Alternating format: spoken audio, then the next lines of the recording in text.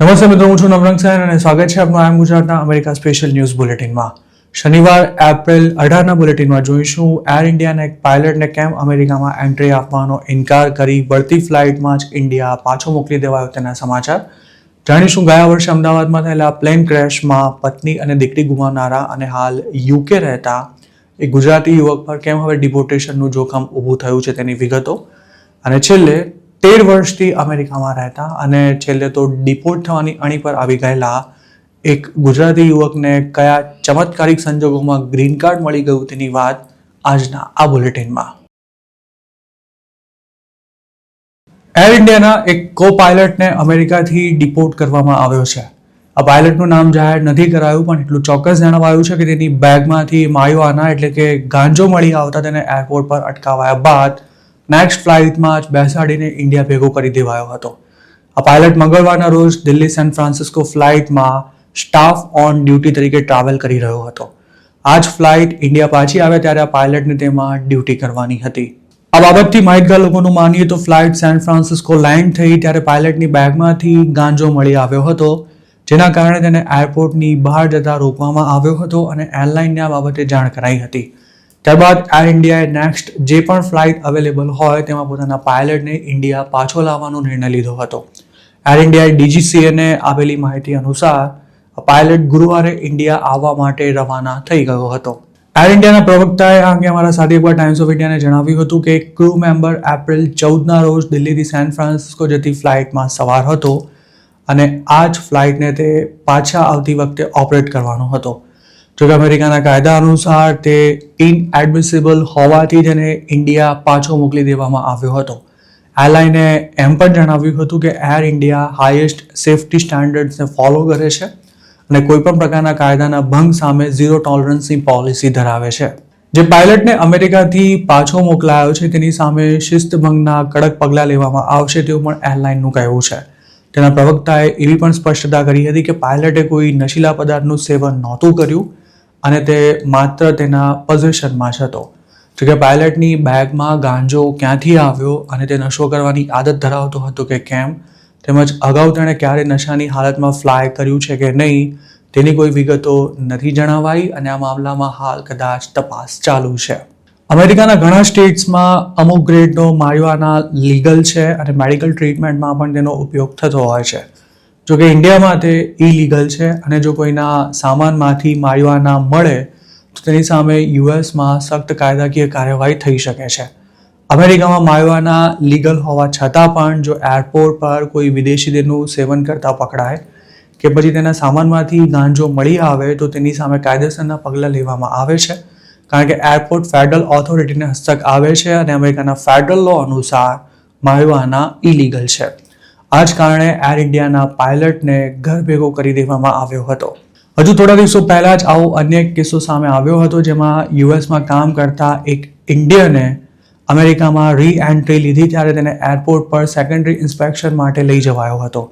તેમાં તેને સેંકડો પ્રકારના સવાલો પૂછવામાં આવ્યા બાદ પણ તેના ડિપોર્ટેશન માટે કોઈ બહાનું નહોતું મળી શક્યું અને ત્યારે એરપોર્ટ પર તૈનાત ઓફિસરે આ યુવકને એવો સવાલ કર્યો હતો કે તે અમેરિકામાં કોઈ પ્રકારનો નશો કર્યો છે.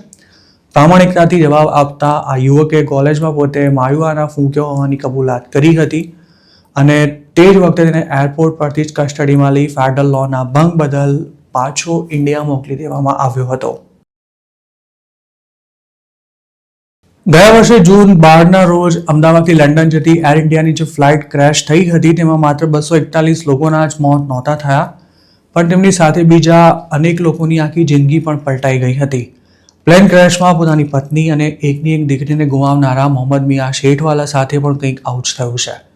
મોહમ્મદ હાલ યુકેમાં રહે છે. તે પોતાની પત્ની સાદિકાના ડિપેન્ડન્ટ તરીકે યુકે ગયો હતો. સાદિકા હવે આ દુનિયામાં નથી રહી અને તેના કારણે હવે તેના પતિને પણ યુકે છોડવા માટે અલ્ટિમેટમ આપી દેવાયું છે.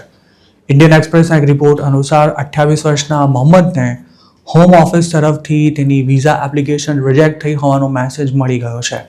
હાલ તેને ઇમિગ્રેશન બેલ આપી એપ્રિલ 22 સુધીમાં યુકે છોડી દેવા માટે જણાવાયું છે. મૂળ વડોદરાનો મોહમ્મદ હજુ પણ પોતાની પત્ની અને દીકરી ફાતિમાના આકસ્મિક મોતના આઘાતમાંથી બહાર નથી આવી શક્યો. તેવામાં હવે તેને યુકેમાં પોતાનું ઇમિગ્રેશન સ્ટેટસ બચાવી રાખવા માટે એક નવા જ મોરચે લડવું પડી રહ્યું છે. મોહમ્મદને આશા છે કે યુકેની લોકલ કોર્ટ તેને કોઈ રાહત આપશે અને તેના સોલિસિટર ઇમિગ્રેશન બેલ ઓર્ડર પર રોક લગાવવા માટે કોર્ટમાં અરજી કરવાની તૈયારી પણ કરી રહ્યા છે. ઇન્ડિયન એક્સપ્રેસ સાથે વાત કરતા મોહમ્મદે જણાવ્યું હતું કે જો તેને કોર્ટ તરફથી રાહત મળી તો પોતે વિઝા માટે નવેસરથી એપ્લિકેશન આપી શકશે. મોહમ્મદ તેની પત્ની સાથે 2022માં યુકે ગયો હતો. સાદિકાએ ત્યાંની એક કોલેજમાં ઇન્ટરનેશનલ બિઝનેસ મેનેજમેન્ટના કોર્સમાં એડમિશન લીધું હતું, જ્યારે મોહમ્મદ તેનો ડિપેન્ડન્ટ હતો. પ્લેન ક્રેશના માંડ 2 મહિના પહેલા એપ્રિલ 2025માં સાદિકા અને મોહમ્મદ ઇંગ્લેન્ડના રગ્બી ટાઉનમાં મૂવ થયા હતા. ત્યાં સાદિકાને સારી જોબ મળી ગઈ હતી અને 3 મહિનાનો પ્રોબેશન પૂરો કર્યા બાદ તેને વર્ક પરમિટ પણ મળી જવાની હતી. મોહમ્મદે ઇન્ડિયન એક્સપ્રેસને જણાવ્યું હતું કે પોતાની સાથે સાદિકા પણ સામાન્ય આર્થિક સ્થિતિ ધરાવતા પરિવારની દીકરી હતી. તેમની પાસે યુકે જવા માટે પણ પૂરતા પૈસા નહોતા અને ત્યારે પાડોશીઓએ તેમને આર્થિક મદદ કરી હતી. સાદિકાએ ભણવાનું પૂરું કરી રગ્બીમાં જોબ મેળવી તે વખતે જ મોહમ્મદને પણ ત્યાં જોબ મળી જતા આ કપલ નવા શહેરમાં રહેવા ગયું હતું. યુકેમાં ખાસો સંઘર્ષ કર્યા બાદ સેટલ થઈ રહેલું આ ગુજરાતી કપલ પોતાના માથે જે દેવું હતું તેને બને તેટલું જલ્દી ચૂકતે કરી દેવા માટે મહેનત કરી રહ્યું હતું, પણ તેમના નસીબમાં કંઈક અલગ જ થવાનું લખ્યું હતું. નવી જોબ શરૂ કર્યાના માત્ર 1 જ મહિનામાં સાદિકા રજા લઈ પોતાના દિયરના લગ્નમાં સામેલ થવા માટે ઇન્ડિયા આવી હતી. મોહમ્મદ પણ તેમની સાથે જ આવવાનો હતો, પણ પતિ પત્ની એક જ જગ્યાએ જોબ કરતા હોવાથી બંનેમાંથી કોઈ એકને જ રજા મળી શકે તેમ હતી, જેથી સાદિકા દીકરી સાથે ઇન્ડિયા ગઈ હતી અને તેમની જૂન 12ની રિટર્ન ટિકિટ પણ એડવાન્સમાં જ બુક કરી દેવામાં આવી હતી. સાદિકા અને ફાતિમા જે ફ્લાઇટમાં યુકે આવવા નીકળ્યા હતા તે ક્રેશ થઈ છે તેવા સમાચાર મળતા જ મોહમ્મદ જોબ છોડી તાત્કાલિક ઇન્ડિયા પહોંચી ગયો હતો, જ્યાં તેને અમુક દિવસો સુધી રાહ જોયા બાદ દીકરી અને પત્નીના અવશેષો મળ્યા હતા.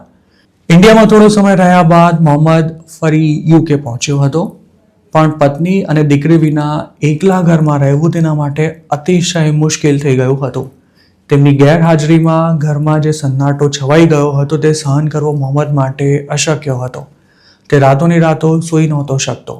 માનસિક સ્થિતિ ખૂબ જ ખરાબ થઈ જતા તેને ટ્રીટમેન્ટ પણ લેવી પડી હતી, તેમજ સગાવાલાના કહેવા પર તે આખરે લંડન શિફ્ટ થઈ ગયો હતો.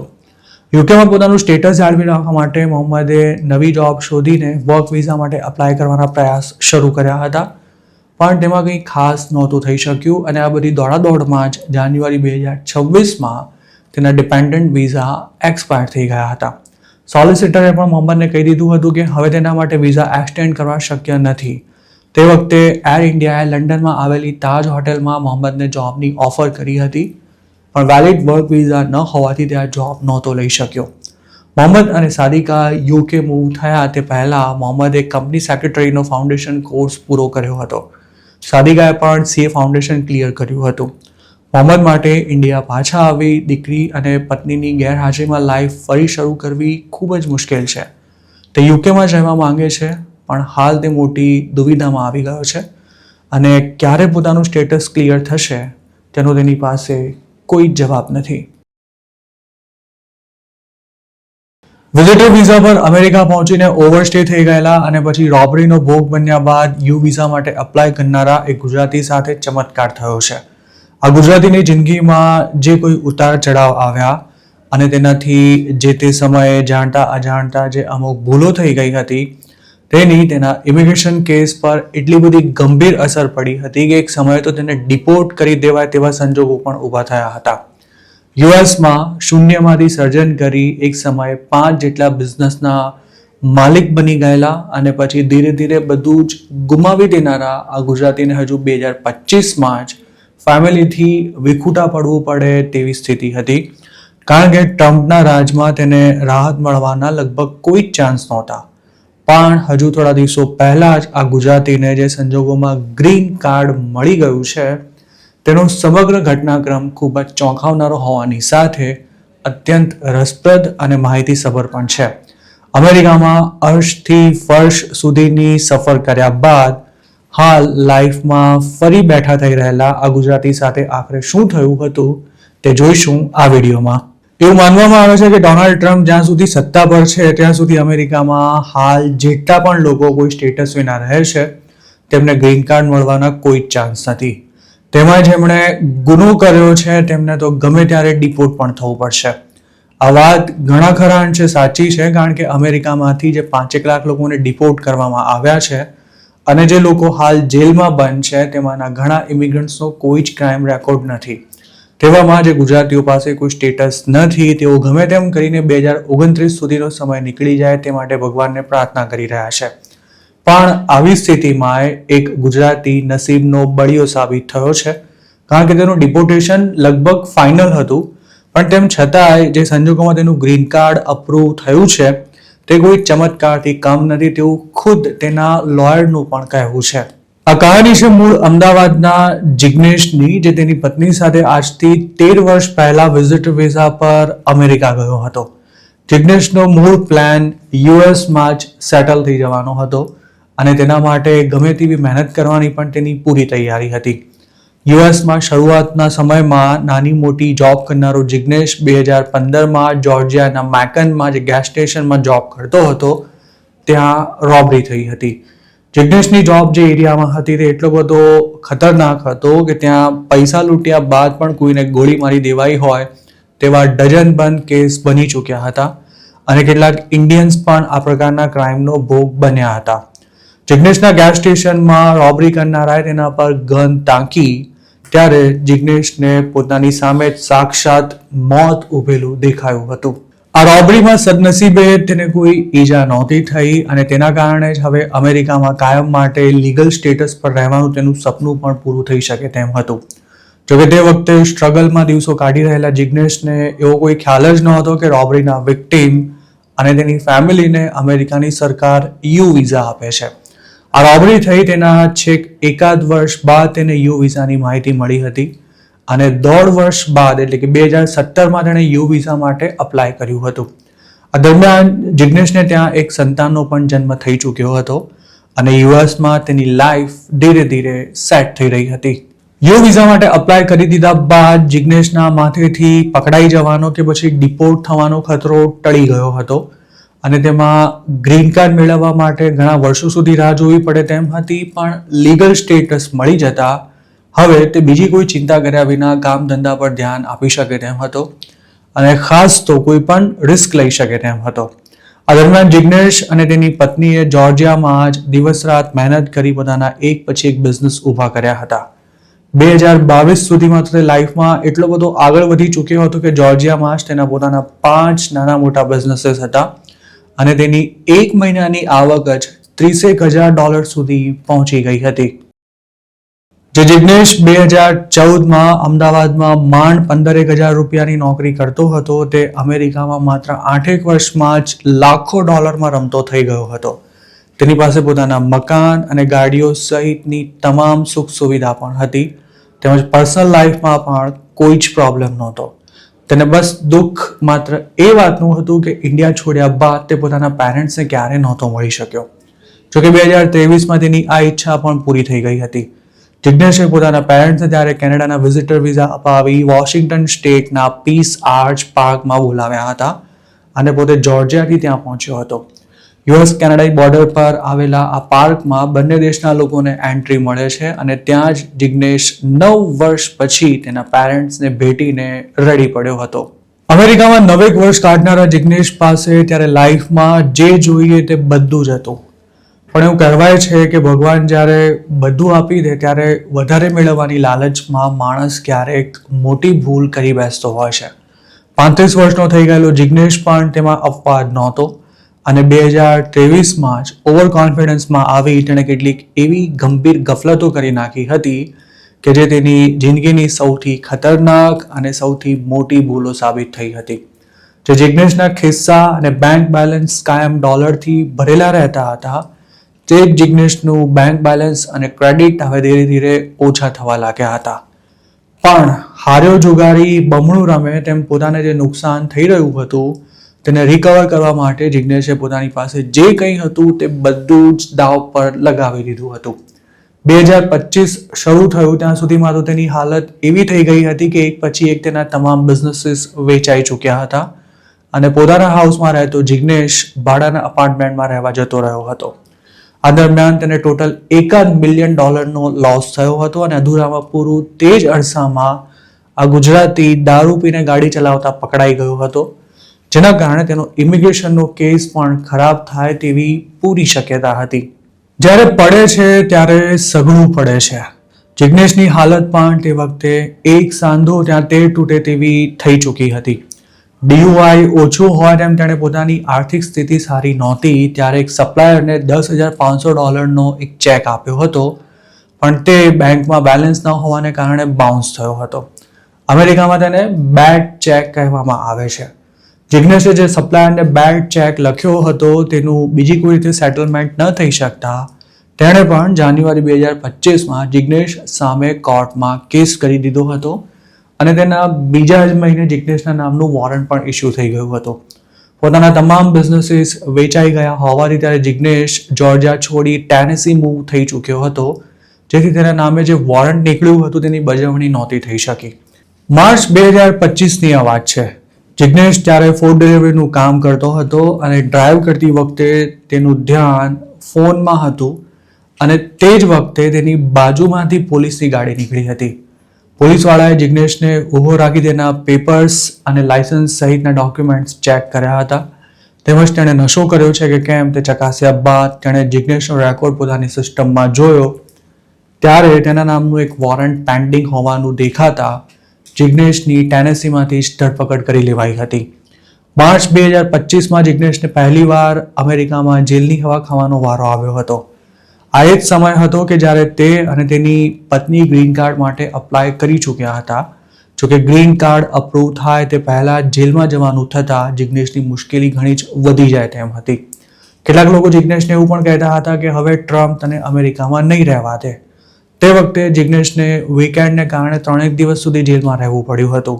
તે બોન્ડ પર બહાર ન આવ્યો ત્યાં સુધી તેની પત્ની અને પેરેન્ટ્સે કંઈ ખાધું પણ નહોતું. જેલમાંથી રિલીઝ થતાં જ જિગ્નેશે પૈસાની વ્યવસ્થા કરી આ મેટરમાં સેટલમેન્ટ કર્યું હતું અને 2023માં તેની સામે DUIનો જે કેસ થયો હતો તેમાં પણ તેણે તે વખતે જ ગુનો કબૂલ કરી લઈ ઇમિગ્રેશનના કેસ પર તેની અસર ન થાય તે સુનિશ્ચિત કરી લીધું હતું. ફર્સ્ટ DUI હોવાથી પહેલી જ મુદ્દતમાં તેને 2 વર્ષનો પ્રોબેશન અને $1,000નો દંડ કરીને છોડી દેવાયો હતો. જોકે બેડ ચેકના ગુનામાં પતાવટ કર્યા બાદ પણ તેની સામે મિસડિમિનર ચાર્જ દાખલ કરાયો હતો અને તેનો રેકોર્ડ કાયમ માટે રહેશે તેવું પણ જણાવાયું હતું. આ દરમિયાન સપ્ટેમ્બર 2025માં જિગ્નેશની પત્નીનું ગ્રીન કાર્ડ અપ્રૂવ થઈ ગયું હતું, પણ જિગ્નેશ માટે USCISએ કેટલાક વધારાના પુરાવા માંગ્યા હતા. લોયરની સલાહ પર જિગ્નેશે ડિસેમ્બર 2026માં નવા પુરાવા જમા કરાવ્યા હતા, પણ જાન્યુઆરીમાં જ તેને જણાવી દેવાયું હતું કે તેનું ગ્રીન કાર્ડ ડિનાય થયું છે. જિગ્નેશને રીઅપીલ માટે ફેબ્રુઆરી 10 સુધીનો સમય આપવામાં આવ્યો હતો. જોકે ત્યારબાદ પણ ગ્રીન કાર્ડ અપ્રૂવ ન થાય તો તેને ડિપોર્ટેશનમાં મૂકી દેવાય તેવી પૂરી શક્યતા હતી. આવા કેસમાં લગભગ 90% લોકોને ગ્રીન કાર્ડ નથી મળતું હોતું અને ટ્રમ્પના શાસનમાં તો જિગ્નેશ માટે પરમેનન્ટ સ્ટેટસ લેવું 99.99% અશક્ય થઈ ચૂક્યું હતું. જિગ્નેશ પર ત્યારે ફરી અમેરિકામાં એક અનડોક્યુમેન્ટેડ ઇમિગ્રન્ટ બની જવાનું રિસ્ક હતું. જોકે તેનાથી પણ વધુ ડર તેને એ વાતનો હતો કે જો ખરેખર આમ થશે તો પોતાને કદાચ ફેમિલીને છોડીને ઇન્ડિયા પાછા પણ જવું પડી શકે છે. જિગ્નેશ પોતાની જિંદગીના સૌથી મુશ્કેલ પડાવમાં હતો. ગમે તેટલા પૈસા ખર્ચ્યા બાદ પણ આ મુસીબતમાંથી નીકળી શકાશે કે નહીં તેની કોઈ જ ગેરંટી ન હોવાથી મામલો ખાસો સિરિયસ બની ગયો હતો. જિગ્નેશના લોયરે પણ તેને કહી દીધું હતું કે હવે ગ્રીન કાર્ડને લઈને વધારે પડતા આશાવાદી ન બનશો અને ગમે તે સ્થિતિનો સામનો કરવા માટે માનસિક રીતે તૈયાર રહેજો. જિગ્નેશે USCISમાં જે ડોક્યુમેન્ટ્સ મોકલ્યા હતા તે રિસીવ થઈ ગયાનો મેસેજ તેને ફેબ્રુઆરી મહિનાના એન્ડમાં જ મળ્યો હતો. આવા કેસમાં સામાન્ય રીતે ફાઇનલ ડિસિઝન આવતા 180 દિવસ જેટલો સમય લાગી જતો હોય છે, પણ જિગ્નેશ 6 મહિના સુધી રાહ જોઈ શકે તેમ નહોતો. ગ્રીન કાર્ડ અપ્રૂવ થશે કે નહીં તેના ટેન્શનમાંથી તે 1 સેકન્ડ માટે પણ બહાર નહોતો આવી શકતો. ઘરે પણ બધા એ જ પ્રાર્થના કરતા હતા કે જો જિગ્નેશનું ગ્રીન કાર્ડ આવી જાય તો જિંદગીમાં ભગવાન પાસેથી ક્યારેય બીજું કંઈ જ નહીં માંગીએ. માર્ચ 5નો તે દિવસ હતો. ત્યારે જિગ્નેશને વહેલી સવારે USCISની એપનું એક નોટિફિકેશન આવ્યું હતું. તેના કેસમાં નવી અપડેટ આવી હતી અને તેનું જ આ નોટિફિકેશન હતું. જિગ્નેશના હાથ ત્યારે ધ્રુજી રહ્યા હતા. તેને વિશ્વાસ હતો કે પોતાનું ગ્રીન કાર્ડ ડિનાય જ થયું હશે. ડરતા તેણે USCISની એપ ખોલી પોતાનો કેસ નંબર નાખ્યો હતો અને જ્યારે તેણે અપડેટ જોયું ત્યારે તેનું હૃદય જાણે ધબકારો ચૂકી ગયું હતું. જિગ્નેશને પોતાની આંખો પર વિશ્વાસ નહોતો થઈ રહ્યો. તેને એમ જ હતું કે પોતે ખુલ્લી આંખે સપનું જોઈ રહ્યો છે, કારણ કે તે જેની આશા સંપૂર્ણપણે ગુમાવી ચૂક્યો હતો તે ગ્રીન કાર્ડ અપ્રૂવ થઈ ગયું હતું. ત્યારે 10 મિનિટ સુધી જિગ્નેશ કોઈ સ્ટેચ્યુની જેમ સ્થિર થઈ ગયો હતો. તેની આંખમાંથી હરખના આંસુ નીકળવા લાગ્યા હતા અને માથા પરથી જાણે તમામ બોજ ઉતરી ગયો હોય તેવી લાગણી થઈ રહી હતી. જિગ્નેશે સૌ પહેલા તેની પત્નીને ગ્રીન કાર્ડ અપ્રૂવ થઈ ગયું છે તેવું જણાવ્યું હતું અને પછી ફેમિલીના અન્ય મેમ્બર સાથે પણ આ ગુડ ન્યૂઝ શેર કર્યા હતા. તેની સામે બે ક્રિમિનલ કેસીસ થયા હોવા છતાં પણ ગ્રીન કાર્ડ અપ્રૂવ થઈ જવું કોઈ ચમત્કારથી કમ નહોતું. તેણે પોતાના લોયરને આ વાત જણાવી ત્યારે તેમને પણ વિશ્વાસ નહોતો થઈ રહ્યો કે જિગ્નેશને ગ્રીન કાર્ડ મળી ગયું છે. હવે જિગ્નેશ ફરી અમેરિકામાં પોતાના પગ પર ઊભા થવા માટે મહેનત કરી રહ્યો છે. તેને વિશ્વાસ છે કે આગામી 2 વર્ષમાં તે ફરી જ્યાં હતો ત્યાં પહોંચી જશે. છેલ્લા 13 વર્ષથી ઇન્ડિયામાં પગ પણ ન મૂકનારો જિગ્નેશ હવે જલ્દી પોતાના પરિવાર સાથે ઇન્ડિયાની વિઝિટ પણ કરવાનો પ્લાન કરી રહ્યો છે. પોતાની જેમ યુએસમાં સંઘર્ષ કરતા ગુજરાતીઓને જિગ્નેશની એક જ સલાહ છે કે થોડી સફળતા મળી જાય અને હાથમાં ડોલર રમતા થઈ જાય તો ઓવર કોન્ફિડન્સમાં આવીને કોઈ એવી ભૂલ ન કરી બેસતા કે તમારું બધું જ બરબાદ થઈ જાય. કારણ કે પૈસા કમાવાનો કોઈ શોર્ટકટ નથી હોતો અને મહેનતનો કોઈ બીજો વિકલ્પ નથી હોતો. મિત્રો, આશા છે કે જિગ્નેશની આ રિયલ લાઈફ સ્ટોરી આપને પસંદ આવી હશે અને તેમાંથી ઘણું જાણવા તેમજ શીખવા પણ મળ્યું હશે. જિગ્નેશની વિનંતી પર અમે આ રજૂઆતમાં તેના નામ અને સ્ટેટ સહિતની અમુક વિગતો બદલી છે. પોતાને કયા સંજોગોમાં મહેનત કરીને ઊભા કરેલા બિઝનેસીસ ગુમાવવા પડ્યા તે ભૂતકાળ હવે જિગ્નેશ યાદ કરવા નથી માંગતો, જેથી તેનાથી જે ભૂલ થઈ હતી તેની ચોક્કસ વિગતો આપવાનું અમે ટાળ્યું છે. પણ આ બાબતે એટલું ચોક્કસ જણાવીશું કે જિગ્નેશે ત્યારે શોર્ટકટમાં પૈસા કમાવાના ચક્કરમાં જિંદગીની સૌથી મોટી ભૂલ કરી નાખી હતી. પોતાની સ્ટોરી આઈ એમ ગુજરાત સાથે શેર કરવાનો જિગ્નેશનો મૂળભૂત ઉદ્દેશ એ જ છે કે જે ભૂલ તેણે કરી તે કોઈ બીજું ન કરી બેસે. જિગ્નેશની આ સ્ટોરી આપને કેવી લાગી તેમને કમેન્ટમાં ચોક્કસ જણાવજો. તો મિત્રો, આ હતા અમેરિકાના આજના મુખ્ય સમાચાર. આપને જો મારી રજૂઆત પસંદ આવી હોય તો આ વિડીયોને લાઇક અને શેર કરવાનું તેમજ આઈ એમ ગુજરાતની YouTube ચેનલને સબસ્ક્રાઇબ કરવાનું ભૂલશો નહીં, કારણ કે આ ચેનલ પર આપને મળશે અમેરિકામાં રહેતા ગુજરાતીઓ માટેના તમામ મહત્વના સમાચાર અને તે પણ આપની પોતાની ભાષામાં. આપ જો મારી સાથે કોઈ ટિપ શેર કરવા માંગતા હો તો હાલ સ્ક્રીન પર દેખાઈ રહેલા WhatsApp નંબર પર પણ અમારો સંપર્ક કરી શકો છો. આપની ઓળખ ગુપ્ત રાખવામાં આવશે.